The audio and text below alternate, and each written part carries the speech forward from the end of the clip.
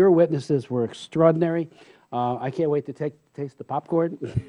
I think like everyone here, but it's just thank you so very, very much for this. And frankly, our other committees of Congress should be following this lead.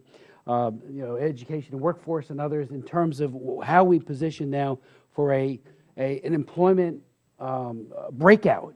There needs to be a radical transformation on our outdated and I think very foolish views as to what people with disabilities, including people with autism, can contribute. And I think the statement that was made by Joe Steffi about how his IEP team had so utterly failed him with the low expectations game and said, the worst disability, quoting him, there is that of low expectations.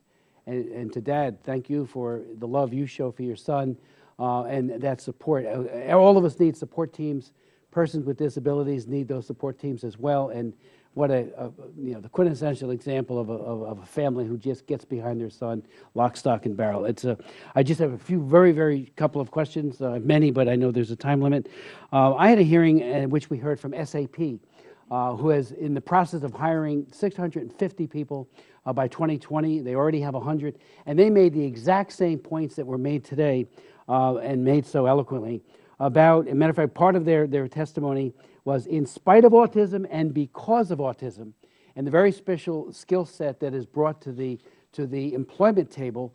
One of the things that was pointed out that I think, and perhaps our distinguished witnesses could speak to it, and that is that there needs to be a rethinking of talent acquisition processes at businesses and the interview methods, which very often are a barrier that needs to be overcome. I also would ask you, if you could, to speak to the accommodations issue. There was a very important study, the Jan Workplace Accommodations study updated in 2015, that said that 58% of the accommodations cost absolutely nothing. It's a matter of will, political or employment will on the part of HR.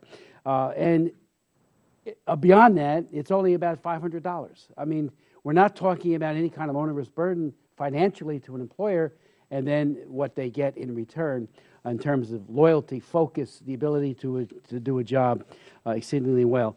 And I would also ask you, Laura, if you could speak to, the Chamber is working with you, and but NFIB and some of the other great groups that I know the chairman works with, and Nino Velasquez all the time, they have a very important role to play with this as well. And again, the low expectations game, I know it's the educational piece, but how do we get those who are creating these IEPs to be much more knowledgeable about the very young person they're working with, to say, you can really dream and dream large, and there's a whole path for you into the future.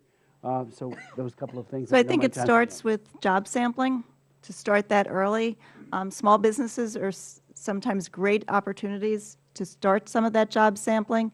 And you'd be surprised, some of the things, the preconceived notions of what you thought would be the right job for a person aren't always true, but that you can actually learn what they're good at.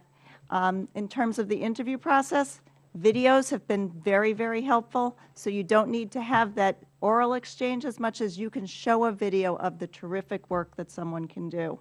And then in terms of accommodations, I think we've all seen some of the accommodations are no more than having a script in place for someone so they know exactly what to say when they pick up the phone. It could be writing out some of the rules that we take as sort of unwritten rules, but if they're just laid out clearly, as ultra testing did, 700 characters, you couldn't get more clear than that.